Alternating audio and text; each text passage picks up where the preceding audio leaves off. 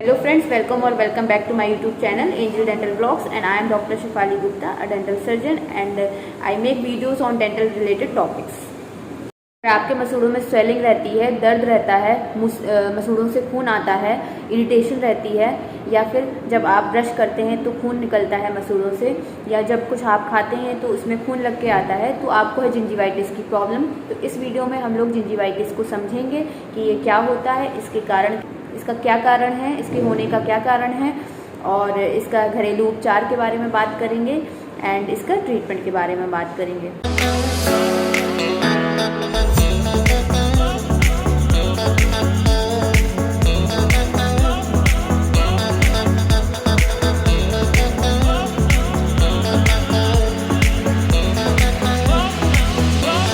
चलिए अब समझते हैं कि जिंजिवाइटिस होता क्या है, जिंजिवाइटिस का मतलब क्या है। तो जिंजिवाइटिस दो वर्ड्स को मिलकर बना है, जिंजाइवा प्लस आइटिस। तो जिंजाइवा का मतलब है हमारे गम्स यानी कि हमारे मसूड़े, और आइटिस का मतलब है इन्फ्लेमेशन यानी कि हमारे मसूड़ों में अगर इन्फ्लेमेशन हो गया है, रेडनेस हो गई है, स्वेलिंग हो गई है, तो इसका मतलब है हमें जिंजिवाइटिस की प्रॉब्लम हो गई है।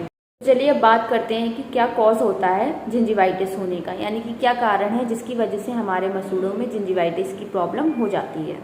होता क्या है कि जब भी आप खाना खाते हैं एंड अगर आपका खाना दांतों के बीच में फंस रहा है, चिपक रहा है, एंड आपने अच्छे से उसको साफ़ नहीं किया एंड वो खाना वहाँ पे फंसा रहा काफ़ी टाइम के लिए, तो वहाँ पे बैक्टीरियल ग्रोथ होने लगती है, बैक्टीरिया इकट्ठे होने लगते हैं, एक्यूमुलेशन होने लगता है बैक्टीरिया का, जिसकी वजह से एक प्लाक नाम की लेयर जो होती है हमारे दांतों में जमने लगती है।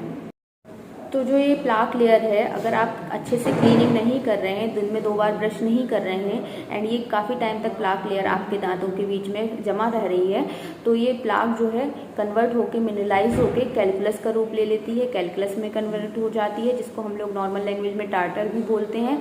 जो ये टार्टर होता है ये हमारे दांत में बहुत ही हार्ड सा पपड़ी जैसा जमा हो जाता है, येलो कलर का।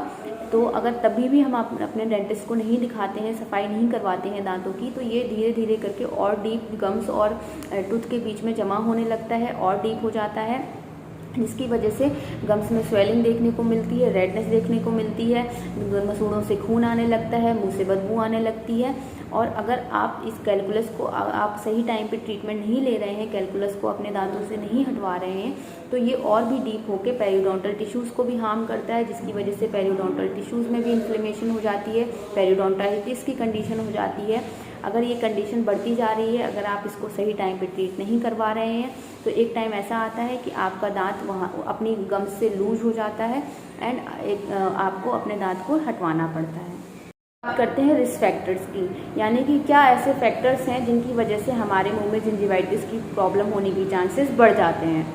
पहला रिस्क फैक्टर है पुअर ओरल हाइजीन, यानी कि अगर आपका ओरल हाइजीन अच्छा नहीं रहता है, आप दिन में 2 बार ब्रश नहीं करते हैं, मुंह में गंदगी जमा रहती है, तो आपको जिंजिवाइटिस होने के चांसेस रहते हैं। अगर आप स्मोकिंग कर रहे हैं, टोबैको खाते हैं, पान मसाला खाते हैं और सिगरेट पीते हैं, तो भी आपको जिंजिवाइटिस होने के चांसेस बढ़ जाते हैं। जैसे जैसे हमारी उम्र बढ़ती है, हमारे मसूड़े जो हैं नीचे की तरफ जाने लगते हैं, नीचे की तरफ जाने के कारण हमारे दांतों के बीच में सांसें हो जाती हैं, गैप बनने लगता है, जिसकी वजह से वहाँ पे खाना फंसने लगता है। अगर खाना फंस रहा है तो वहाँ पे प्लाक फॉर्मेशन होगा, एंड प्लाक फॉर्मेशन होने के कारण जिंजिवाइटिस की प्रॉब्लम हो सकती है।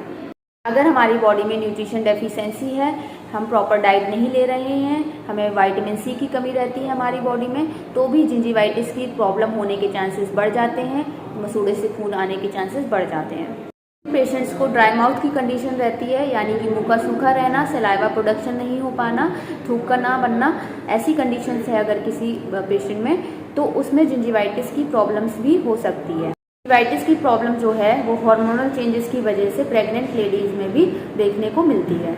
इसके अलावा वो पेशेंट्स जिनमें बैक्टीरियल इन्फेक्शन या वायरल इन्फेक्शन या फंगल इन्फेक्शन हुआ है, उनमें भी जिंजिवाइटिस की प्रॉब्लम देखने को मिलती है।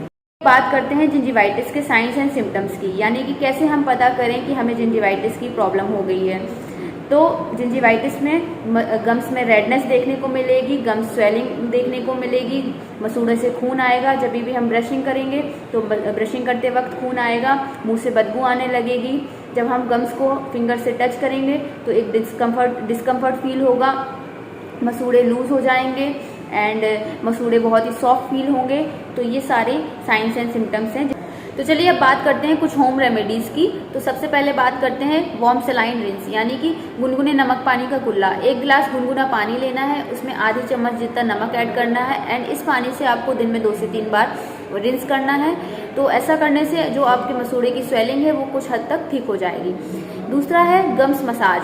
आप एलोवेरा जेल ले सकते हैं या फिर आप लौंग का तेल यानी कि क्लोव ऑयल ले सकते हैं। इस ऑयल या इस एलोवेरा जेल से आपको अपनी गम्स में मसाज करना है। 10 मिनट के लिए इसको रहने देना है एंड 10 मिनट बाद आपको नॉर्मल पानी से वॉश कर लेना है ऑयल पुलिंग। आपको कोकोनट ऑयल लेना है 1 टेबल स्पून, अपने माउथ में उसको रखना है एंड 15 मिनट के लिए आपको इसको स्विश करना है अपने माउथ में। तो ऐसा करने से जो ब्लीडिंग गम्स की प्रॉब्लम है वो कुछ हद तक ठीक हो सकती है। तो 4th and last home remedy है टर्मरिक। टर्मरिक जैसा कि आप सभी जानते हैं हल्दी में anti inflammatory and antiseptic properties पाई जाती हैं। तो आपको करना क्या है, थोड़ा सा हल्दी का पाउडर लेना है एंड इसमें कुछ ड्रॉप्स आपको वाटर की ऐड करनी है। एक पेस्ट तैयार कर लेना है। अब इस पेस्ट को आपको अपने गम्स में जहाँ भी आपको ब्लीडिंग ज़्यादा फील होती है एंड स्वेलिंग ज़्यादा फील होती है, आपको वहाँ पे अप्लाई करना है। कुछ टाइम तक मसाज करनी है एंड इसको थोड़े टाइम के बाद नॉर्मल वाटर से क्लीन कर लेना है। कुछ होम रेमेडीज़ थी जिनको करके हम अपनी जिंजिवाइटिस की प्रॉब्लम को कुछ हद तक ठीक कर सकते हैं। लेकिन जो इसका परमानेंट सोल्यूशन है, परमानेंट इलाज जो है वो है दांतों की सफाई। आपको एक बार अपने डेंटिस्ट के पास जाके दांतों की सफाई ज़रूर करवानी चाहिए, क्योंकि जो हार्ड डिपॉजिट्स हो जाती हैं, टार्टर जमा हो जाता है आपके दांतों में, वो आपका नॉर्मल ब्रशिंग से नहीं जाएगा। वो आप उसके लिए आपको दांतों की सफाई ही करवानी पड़ेगी और जब तक वो नहीं जाएगा तब तक आपके ब्लीडिंग गम्स की प्रॉब्लम, स्वेलिंग गम्स की प्रॉब्लम ये सॉल्व नहीं हो पाएगी। तो इसलिए आपको परमानेंट इलाज के लिए इसके दांतों की सफाई करवानी चाहिए। मशीन द्वारा दांतों की सफाई होती है, तो आप वो जाके करवा सकते हैं। एंड एक बार सफाई करवाने के बाद आपको इसको मेंटेन रखना चाहिए, मेंटेन रखना पड़ेगा। तो उसके लिए आप दोनों टाइम ब्रश करिए, फ्लॉसिंग करिए। हो सकता है कि जब आप क्लीनिंग करवा रहे हैं तब आपके मसूड़े से काफ़ी ज़्यादा ब्लीडिंग हो, उसके लिए आपको बिल्कुल भी परेशान होने की ज़रूरत नहीं है, क्योंकि इतने टाइम से इन्फ्लेमेशन है तो थोड़े बहुत ब्लीडिंग होगी ही। जब एक बार सफाई हो जाएगी एंड कुछ मेडिकेशंस वगैरह आपको प्रोवाइड की जाएंगी, गम पेंट की आवश्यकता होगी तो गम पेंट आपको दिए जाएंगे, उससे आपको मसाज करना होगा गम्स में। तो धीरे धीरे करके जो डिसीज़ कंडीशन थी गम्स की वो हेल्दी होने लगेंगे गम्स, तो अपने आप ये प्रॉब्लम धीरे धीरे करके सॉल्व हो जाएगी। और ऐसा नहीं है कि एक बार आपने दांतों की सफाई करवा ली तो ये ये प्रॉब्लम हमेशा के लिए सॉल्व हो गई। आपको उसको मेंटेन रखना होगा, आपको उसको सफाई, आपके दांतों की सफाई रखनी होगी, कुछ भी खाना वगैरह डिपॉजिट्स वहाँ पे नहीं जमने देनी होगी, तभी आपके मसूड़े स्वस्थ रह पाएंगे। तो अब बात करते हैं ट्रीटमेंट की। तो अगर आपके दांत बहुत ज़्यादा गंदे हैं, मुंह से बदबू आती है, मुंह से खून आता है, तो आप सबसे पहले जाके अपने दांतों की सफाई करवाइए। दूसरा, अगर आपका कहीं पे किसी जगह पे दांतों के बीच में खाना फंस रहा है, गैप है, जगह बन चुकी है, खाना फंस रहा है, तो एक बार डॉक्टर को जाके ज़रूर दिखाइए। अगर वहाँ पे कैप की नीड है तो कैप लगवाइए ताकि वहाँ पे खाना ना फंसे एंड गम्स की प्रॉब्लम ना आए। अगर आप पान मसाला, गुटखा, स्मोकिंग, अल्कोहल कुछ भी लेते हैं तो बंद कर दीजिए, इससे आपके मसूड़े और दांत दोनों स्वस्थ रहेंगे। दिन में 2 बार ब्रश करिए, एक बार सुबह 2 मिनट के लिए एंड एक बार रात में सोने से पहले 2 मिनट के लिए। टंग क्लीनिंग एंड फ्लॉसिंग भी ज़रूर करनी चाहिए। सबसे इम्पॉर्टेंट बात, रेगुलर इंटरवल पे आपको अपने डेंटिस्ट को विजिट ज़रूर करना चाहिए। 6 मंथ में एक बार ज़रूर जाना चाहिए डॉक्टर के पास, लेकिन इंडिया में ऐसा कोई फॉलो करता नहीं है। तो साल में एक बार तो आपको अपने डेंटिस्ट के पास ज़रूर जाना चाहिए। ऐसा करने में कोई बुराई नहीं होती है, एक बार नॉर्मल चेकअप ज़रूर कराना चाहिए ताकि आपको पहले से ही पता चल जाए कि आपके मुंह में कोई बीमारी तो नहीं हो रही है, कोई इन्फेक्शन तो नहीं हो रहा है, आपके दांत तो नहीं खराब हो रहे हैं। तो इससे नॉर्मल चेकअप हो जाता है। अगर कुछ ऐसा डायग्नोस होता भी है तो उसका अर्ली ट्रीटमेंट हो जाता है।